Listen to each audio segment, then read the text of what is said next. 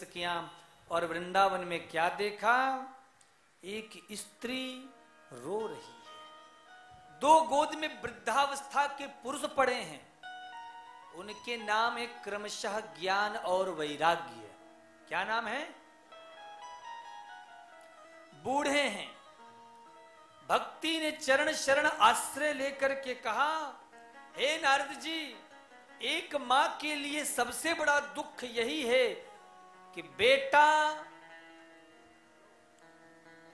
बूढ़ा हो जाए और मां जवान रहे। एक मां के लिए इससे बड़ा कष्ट क्या होगा? इसलिए मेरे कष्ट को दूर करिए। बोले, मां तुम्हारे कष्ट की निवृत्ति होगी, परंतु ये कष्ट आया क्यों? इसलिए क्योंकि इस कलयुग में ज्ञान और वैराग्य दोनों का ही अभाव है। दोनों का अभाव है। इसलिए चिंता मत करो, मेरे पास जो भी दवाई है मैं उससे आपको ठीक करूंगा। ऐसे कहकर महाराज गीता वेद पाठ इत्यादि सब सुनाना शुरू कर दिया। लेकिन माई बाप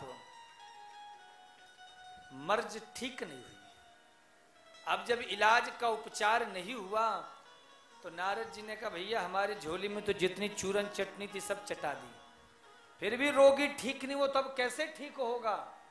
तब आकाशवाणी हुई।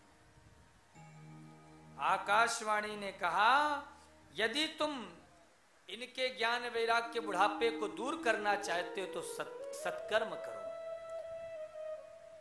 नारद जी सत्कर्म खोजते खोजते बोले, हे सनकादिक मुनियों में अंत में बद्रीनाथ धाम में आ गया और इस विशालापुरी में मेरी भेंट आपसे हो गई।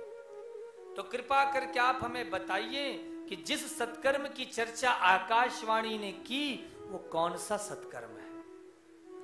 सनकादिक मुनियों ने कहा, सुनो, तुम भटकना बंद कर दो, क्योंकि इसका इलाज है हमारे पास। यत् फलम नास्ति तपसाम न योगेन समाधिना तत्फलम लभते सम्यक् कलौ केशव कीर्तना। बोले, जो फल तप से नहीं मिलता, जो फल समाधि से नहीं मिलती, जो फल साधना से नहीं मिलता, वो फल केवल 2 मिनट प्रभु के कीर्तन करने से प्राप्त हो जाता है। वो फल प्राप्त हो जाता है। कलौ केशव कीर्तना। इसलिए इसका सबसे सरल उपाय है भागवत जी। अरे भागवत जी, वो तो हमने भी सुनी है, भागवत से क्या होगा?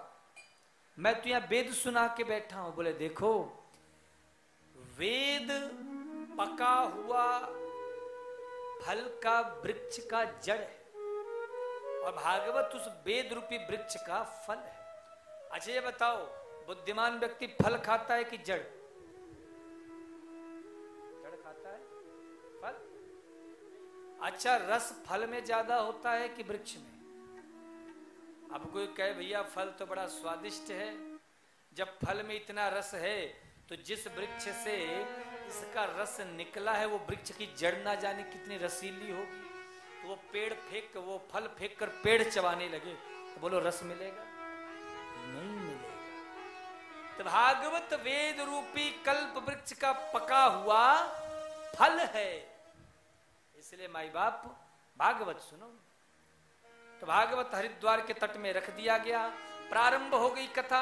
अब धीरे धीरे लोगों को पता चलने लग गया, अरे भाई, सुनने वाले नारद जी, सुनाने वाले सनकादिक मुनि, धीरे धीरे देश विदेश से लोग आने लग गए। कुंभ जैसा वातावरण बन गया। जैसे ही 7वां दिन हुआ, जोर से जयकारा लगा, बोले भागवत महापुराण की जय हो।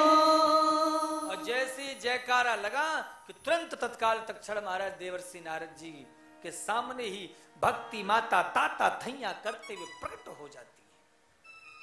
भक्ति माता ने कहा, वास्तव में भागवत महापुराण धन्य है, इसकी महिमा धन्य है, जो मुझे इस भयंकर पीड़ा से मुक्त की।